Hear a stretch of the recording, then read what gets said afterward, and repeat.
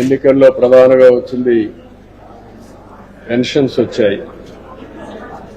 అందుకనే మొట్టమొదటిసారిగా పెన్షన్లు ప్రారంభించింది తెలుగుదేశం పార్టీ. గౌరవనీయులు ఎన్టీ రామారావు గారు 35 రూపాయలతో ప్రారంభించారు.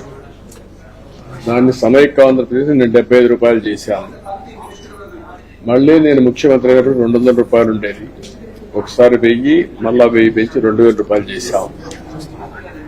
ఆ 2000 రూపాయలు మనం ఇచ్చిన తర్వాత గడిచిన ప్రభుత్వం పెంచింది విడతల వారీగా 250 పెంచారు.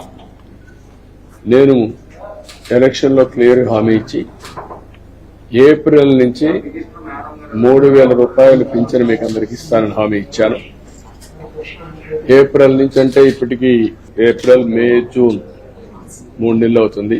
4000 ప్లస్ 3000 బకాయిలు కలిపి 7000 రూపాయలు జూలై నుంచి వస్తాయి. వికలాంగులకి 6000 రూపాయలు పెంచాం. 6000 రూపాయలు అంటే 6000 రూపాయలు 3 నెలలకు, వాళ్ళకు వచ్చే 6000 12,000 రూపాయలు వాళ్ళకు వస్తాయి. దీని మీద 3వ సంతకం పెడతా అన్నాను. ఆ విధంగా 3వ సంతకం పెట్టి పెన్షన్లు ఎప్పుడు కూడా పేదవాళ్ళకు న్యాయం చేయాల్సిన బాధ్యత ఉంది. ఈ పేదవాళ్ళ కోసరం అందులో కూడా వృద్ధులు, వితంతులు, వికలాంగులు వీళ్ళు ఎక్కువ సమస్యలు ఉంటాయి. అలాంటి సమస్యలన్నీ పరిష్కారం చేయడం కోసం 3వ సంతకం పెడతా ఉన్నాం. ఏప్రిల్ నుంచి ఇస్తా ఉన్నాం. జూలైలో బకాయిలతో కలిపి 4 ప్లస్ 3 7,000 రూపాయలు.